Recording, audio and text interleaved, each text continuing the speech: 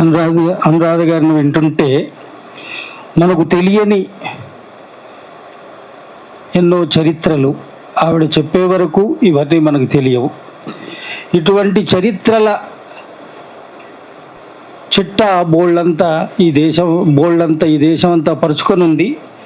అందుకే ఇది గంభీరమైనటువంటి కాలం, సందర్భం. ఇప్పుడు తెలంగాణ ఉద్యమ కాలంలో జైలు జీవితం గడిపిన కోట సీనన్న తన ఒక 5 నిమిషాల్లో ముగిస్తాను.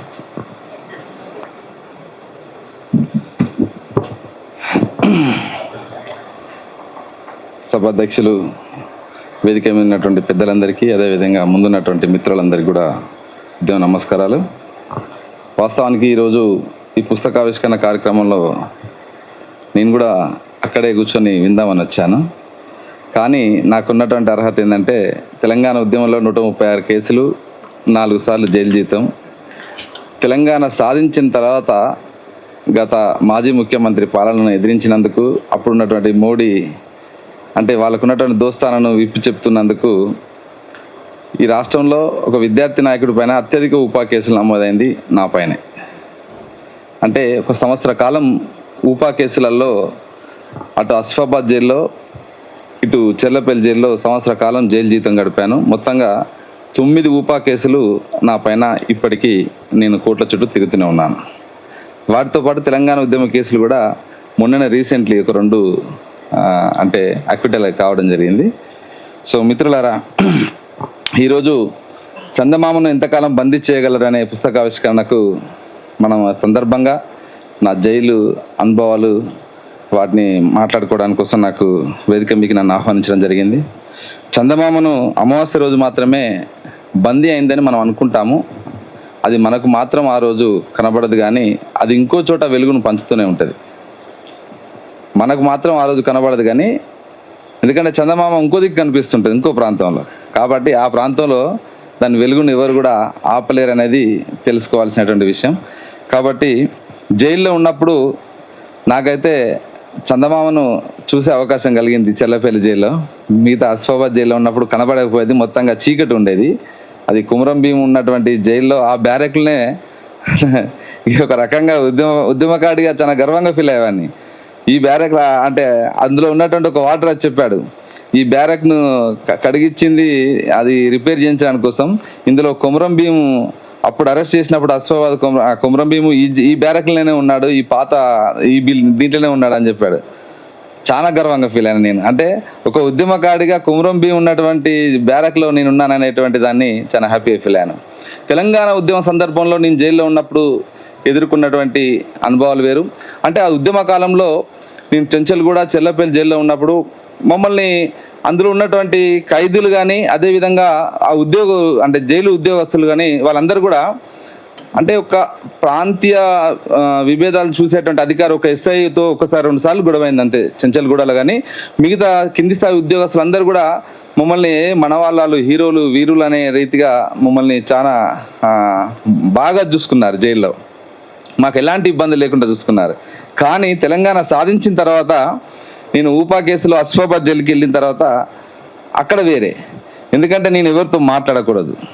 ముందుగా నా కండిషన్స్ నన్ను పిలుచుకొని జైలర్ చెప్తాడు, నువ్వు ఊపా కేసులో అర్బన్ నక్సల్గా, దేశద్రోహిగా, రాజద్రోహిగా నీ మీద ఈ కేసులు ఉన్నాయి. దీంతో పాటు ఆర్మ్స్ యాక్ట్ కూడా నీ పైన ఉన్నది. కాబట్టి నువ్వు ఇందులో ఉన్నటువంటి ఎవరితోడు కూడా విడిగా నువ్వు మాట్లాడద్దు. ఇదంతా కెమెరాలు ఉన్నాయి, నువ్వు ఎవరితో మాట్లాడినట్టయితే నీకు ఇబ్బంది అవుతుంది, నీ ఇష్టం అని చెప్పేవాడు. సింగిల్ బ్యారెక్లో కూడా ఇద్దామని చూశారు, కానీ దాంట్లో లేవు. కాబట్టి ఆ ఖైదీలతో ఉంటూ నన్ను నిరంతరం ఆ సీసీ కెమెరాల్లో మానిటరింగ్ చేయడానికి కోసం నా కోసం కొనిపెట్టారు. కానీ చివరికి ఏమైందంటే అందులో అక్కడికి వస్తున్నటువంటి వాళ్ళందరూ కూడా ఆదిలాబాద్లో ఉన్నటువంటి దళితులు, ఆదివాసులే ఎక్కువ మంది. అంటే చిన్న చిన్న కేసులలో చాలా మంది జైలుకి వచ్చేవాళ్ళు. అంటే వాళ్ళు కొందరైతే చేయన్నారని కూడా అక్కడ ఉన్నటువంటి అధికారుల తప్పిదాలతోటి, అంటే ఈ కేసును క్లోజ్ చేయాలంటే ఎవరిని పెట్టేసి గతం వీడు దొరికిండు వీడిని నెట్టేస్తే అయిపోతుంది అనే రీతిగా కూడా పంపించినటువంటి కేసులు కూడా నేను చూశాను. సో వాళ్ళందరికీ ఇందాక అనురాధక్క చెప్పినట్టుగా నా పని ఏంటంటే వాళ్ళందరికీ అడ్వకేట్ కోసం రాసి ఇవ్వడాలే సరిపోయేది. దాంతో పాటుగా నన్ను టీచర్గా కూడా అక్కడటువంటి జైలర్ పెట్టడం జరిగింది. టీచర్గా పెట్టిన తర్వాత నేను వాళ్ళకు టీచర్గా టీచ్ చేసేవాడిని. ఫస్ట్ వాళ్ళకు చాలా మందికి అందులో ఉన్నటువంటి మొత్తం 146 మందిలో దరిదాపుగా 100కు పైగా వాళ్ళందరికీ కూడా చదువు రాదు. వాళ్ళందరికీ ఫస్ట్ వాళ్ళకు బస్సు బోర్డు, అంటే ఎక్కగానే వాళ్ళ ఊర్లో ఏంటి, ఏ ఊర్లు వాళ్ళు తిరిగే ప్రాంతాలు ఏందనేది బస్సు బోర్డు, లేకపోతే సంతకం నేర్పడం, ఇట్లాంటి కొన్ని మెల్లమెల్లగా వాళ్ళను చెప్తూ వాళ్ళకు టీచర్గా నేను స్టార్ట్ చేశాను. సో వాళ్ళందరూ అవి నేర్చుకుంటూ సంతకం అందరు ఏలుముద్ర పెట్టినటువంటి వాళ్ళందరూ కూడా సంతకం పెట్టే స్థాయికి ఎదిగారు. అట్లా వస్తున్న క్రమంలో 3 నెలలు అయిపోయింది, జైల్లో ఉన్నాను కాబట్టి. ఆ తర్వాత ఆదిలాబాద్ నుంచి ఒక ఆఫీసర్ వచ్చాడు. రాగానే అందరి కాళ్ళు తీసుకొని చూసుకుంటూ లైన్లో నిల్చోబెట్టి చూసుకుంటూ పోతూ ఉంటాడు. చూడగానే నా case EAP, unlawful activities prevention act, section 18, 20, 23 ఇట్లా సెక్షన్లు అన్ని కనిపిస్తున్నాయి. 120B ఉన్నది, ఆర్మ్స్ యాక్ట్ అని ఉన్నది. ఇతను అర్బన్ నక్సల్, ఇతన్ని ఈ బ్యారక్లో ఎందుకు ఉంచినామని సీరియస్ అయ్యాడు. సీరియస్ అయ్యి ఇమీడియట్లీ షిఫ్ట్ చేయండి వేరే బ్యారక్లకు అంటాడు. సార్ సింగిల్ బ్యారక్ లేవని. ఇంకొంచెం ముందుకెళ్ళాడు. సరే అని వదిలేసి ముందుకెళ్ళారు. ముందుకెళ్ళిన తర్వాత మీరు ఇక్కడ ఏమేమి నేర్పుతున్నారన్నారు. అనగానే చదువు చెప్తున్నారా, టీచింగ్ చెప్తున్నారా, చెప్తున్నారు. ఎవరు మీ టీచర్ అంటే ఆయన నన్ను చూపించాడు. అర్బన్ నక్సల్తో మీరు టీచ్ చేపిస్తున్నారా అని మళ్ళీ సీరియస్ అయ్యాడు. ఏంటి ఆయనతో ఎందుకు టీచ్ చేపిస్తున్నారని మళ్ళీ అధికారిని పిలిచి ఫస్ట్ నా ఆఫీస్కి రాని తీసుకొని పోయాడు. పోయిన తర్వాత ఇక జైలరు తను ఏం చెప్పుకున్నాడో కానీ తన కొంత సీరియస్గానే వార్నింగ్ ఇచ్చినట్టు కనబడ్డది. తెల్లారి నుంచి కొంత ఆయన నాతోటి మాట్లాడేది తీరు కానీ కొంత దూరం మెయింటైన్ చేయడం. అంటే జైల్లో ఈ కేసులో ఆరోపణలతోటే మేము భయం, కానీ వాళ్ళు మమ్మల్ని చూసే పద్ధతి, వాళ్ళు చేసేటువంటి తీరు. ఆ తర్వాత చెర్లపల్లి జైల్లో అది ఇంకా కాస్త డిఫరెంట్. ఎందుకంటే అది కరోనా కాలం. జైలు నిర్బంధాలలో కరోనా కాలంలో జైల్లో ఉండడం, ఆ కరోనా కాలంలో చాలా ఇబ్బంది. ములాఖాతుకు రావడానికి కానీ, ములాఖాతు పెట్టడానికి కానీ, ఇందాక అంటే చాలామంది ప్రకాష్ రాజు గారు కూడా చెప్పడం జరిగింది. అంటే ఉమర్ ఖలీద్ మిత్రులు ఏ రకంగానైతే తనకు సపోర్ట్గా నిలబడ్డారో, ఇక్కడ కూడా సరే నా సహచరులంతా చాలామంది సపోర్ట్గా ఉన్నప్పటికీ కూడా ఆ సమయంలో అంటే వద్దామన్నా వాళ్ళకి రాలేనటువంటి పరిస్థితి, ములాఖాతు పెడదామన్నా పెట్టలేని పరిస్థితి. వారానికి ఒకటే ములాఖాతును కోవిడ్ కారణంగా దాన్ని కుదించేసి ఇక దాన్ని ఎవరిని కూడా కలవకుండా చేసినటువంటి పరిస్థితిలో కుటుంబంలో ఉన్నటువంటి నా కొడుకు, మా పెద్దోడు విప్లవ్ నా దగ్గరికి రెగ్యులర్గా రావడం, నా బెయిల్లకు సంబంధించింది, కేసులకు సంబంధించింది చూడడం. ఇక మా విప్లవే దాన్ని అంతా కోట్ల చుట్టూ. వాడు డిగ్రీ చదువుతున్నాడు, ప్రస్తుతం డిగ్రీ పూర్తయింది నా కొడుకు. చిన్నోడు భగత్, వాడు LLB 4th year. సో వాడే అంత చిన్న వయసులోనే వాడే అన్నీ మీదేసుకొని చెప్పాను, ఇక నువ్వు టెన్షన్ పడకు, కుటుంబ సభ్యులు ఎవరు ఇక్కడికి రావద్దు, వస్తే వాళ్ళు ఏడుస్తారు చూడగానే పరిస్థితి చూస్తే, రావద్దని చెప్పిన తర్వాత వాడు ఇంటి దగ్గర ఉన్నటువంటి పరిస్థితి అంతా కూడా చెప్పడం జరిగింది. అంటే కుటుంబంలో జైలుకి వెళ్ళిండు అనగానే రకరకాల ఏం చేసిండో, ఇట్లాంటి కేసులలో పోతున్నా, అట్లాంటి కేసు పోతూ చెప్తే విన్నారా, ఎందుకు తిరుగుతున్నాడు, అప్పుడు తెలంగాణ అన్నాడు, ఇప్పుడు ఏంటిది మరి, ఇదంతా ఏంది అని చుట్టూన్నటువంటి అంటే కుటుంబాన్ని హింసించే తీరు చాలా రకాల ఇబ్బందులు ఉంటాయి. అంటే వాస్తవానికి బయటకు వచ్చిన తర్వాత కూడా కుటుంబ సభ్యులు చెప్పుకొని, అంటే మా సిస్టర్స్ కానీ నా సహచరి కానీ వాళ్ళంతా చెప్పుకొని బాధపడ్డటువంటి తీరు. అంటే సమాజం అంటే కొద్దిమంది ఏమో మనల్ని వీళ్ళు ప్రజల కోసం పనిచేస్తూ ఉన్నారు, ప్రజా ఉద్యమాలలో ఉన్నారు అనేటువంటి గొప్పగా మనల్ని చూస్తున్నటువంటి బయట సమాజం, మనకు దగ్గర ఉన్నటువంటి సమాజము, అంటే బంధువులుగా ఉన్నటువంటి సమాజము ఎంతసేపు వీడు ఇట్లా పోతున్నాడు, అట్లా పోతున్నాడు, వీని రాజకీయాలు ఏంది, ఇప్పుడు అవసరమా, అది ఇది అనేటువంటి తీరు. అంటే రెండు రకాలుగా ఒక ఉద్యమకారునికి మన చుట్టూ ఉన్నటువంటి వాతావరణం ఘర్షణ అది జరుగుతూనే ఉంటుంది. దాంట్లో అవన్నీ కూడా ఎదుర్కోవడం జరిగింది. జైల్లో చెర్లపల్లి జైల్లో ఉన్నప్పుడు ఇక్కడ ఉన్నటువంటి అధికారి సంతోష్ రాయ్ అనే ఒక అధికారి ఉండే, ఆయన వచ్చి రావడంతో ఈయన ఎందుకు వేస్తారు ఇక్కడ అంటాడు. సేమ్ మళ్ళీ అదే కథ, 120B ఇవన్నీ EAPA ఉన్నాయి. అర్బన్ నక్సల్ ఇతన్ని ఎందుకు ఈ గంగా బ్యారక్లో ఉంచారు, వెంటనే ఇమీడియట్లీ సింగిల్ బ్యారక్ చేంజ్ చేయని అంటారు.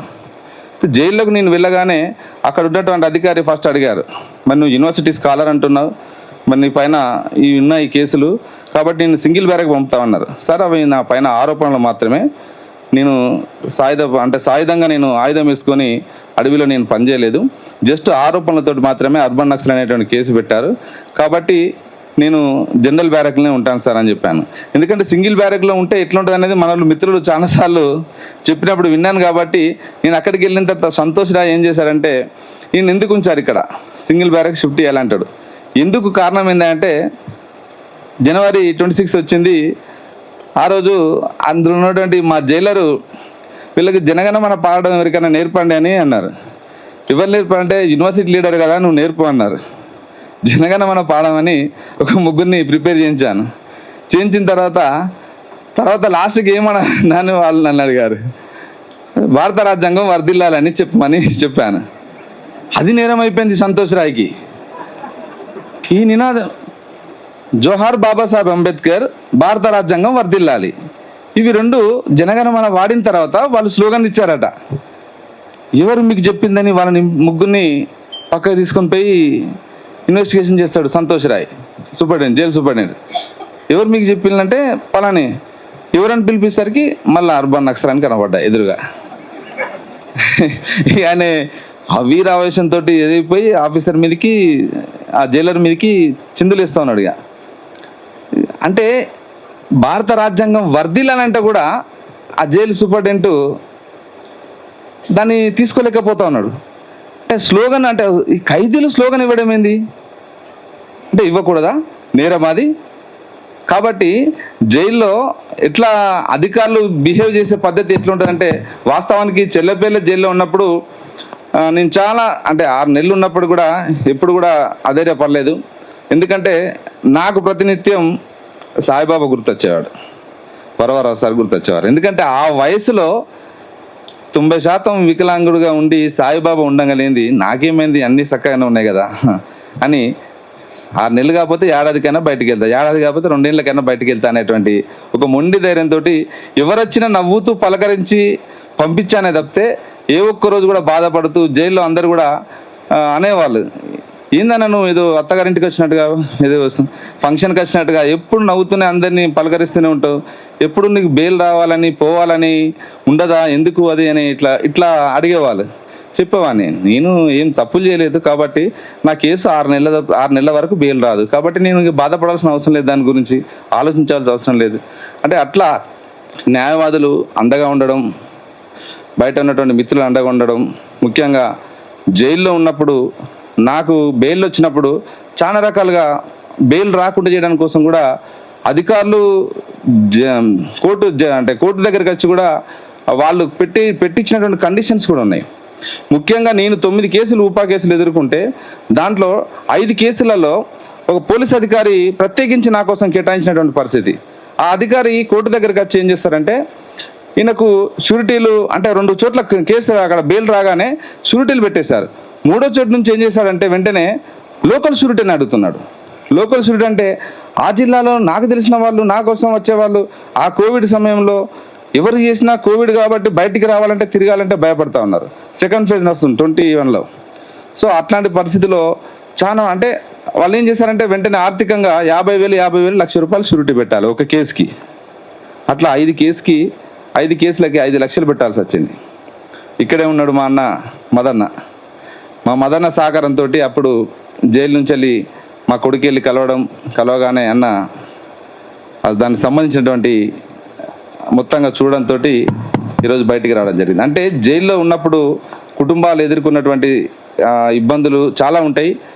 అట్లాంటి సమయంలో, అట్లాంటి నిర్బంధ కాలంలో అట్లాంటి ఉద్యమకారులందరినీ కూడా మనం అండగా ఉండాల్సిన అవసరం ఉంది.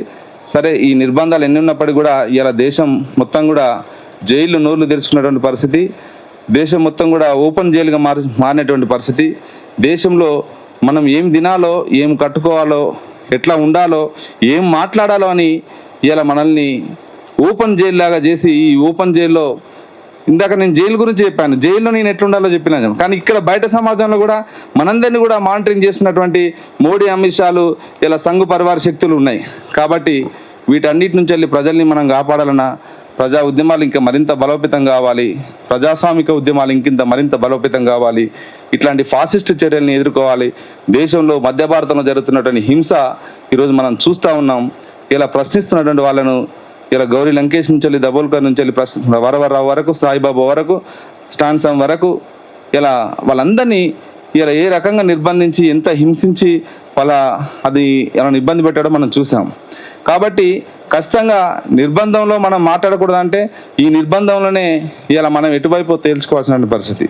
ఈ నిర్బంధంలో మనం ప్రజల వైపా లేకపోతే మౌనంగా ఉండి ఇందాక చెప్పినట్టుగా మౌనంగా ఉండాలనేది మనం తేల్చుకోవాల్సిన పరిస్థితి. కాబట్టి ఒక ఉస్మానియా విద్యార్థి, పరిశోధక విద్యార్థి, స్కాలర్గా, అదేవిధంగా తెలంగాణ ఉద్యమకాడిగా, ప్రస్తుత కాంగ్రెస్ పార్టీ నాయకుడిగా మనం ఖచ్చితంగా నిర్బంధం, మోడీ, అమిత్ షాలు ఎన్ని నిర్బంధాలు పెట్టినా ప్రజల పక్షాన నిలబడుతూ ఈ ఫాసిస్ట్ చర్యలు నిండగడుతూ మధ్య భారతంలో జరుగుతున్నటువంటి నరమేధాన్ని కూడా, ఈ జెనోసైడ్ని కూడా అడ్డుకోవడానికి కోసం మన గొంతును విప్పాల్సిన పరిస్థితి. లేకపోతే భవిష్యత్తులో మనం కూడా నేరస్తులుగానే మిగిలిపోవాల్సిన పరిస్థితి. ఎందుకంటే మనం నేరం జరుగుతున్నప్పుడు చూస్తూ మౌనంగా ఉంటే ఖచ్చితంగా మనం కూడా ఆ నేరంలో భాగమైన వాళ్ళం అవుతాం. కాబట్టి ఈ నేరం ఈరోజు వాళ్ళ జరుగుతుంది, రేపు మన దగ్గరికి కూడా వస్తుంది. ఖచ్చితంగా ప్రతి ఇంటిని తడుతుంది. కాబట్టి ఆ తట్టక ముందే మనందరం ఐక్యంగా ఫాసిస్ట్ పాలనపై, మోడీ, అమిత్ షాల పాలనపై పోరాడాల్సిన బాధ్యత మనందరిపైన ఉందని, ఆ దిశగా ఉండాలని కోరుకుంటూ ఈ అవకాశం వచ్చిన మిత్రులందరికీ ఉద్యమం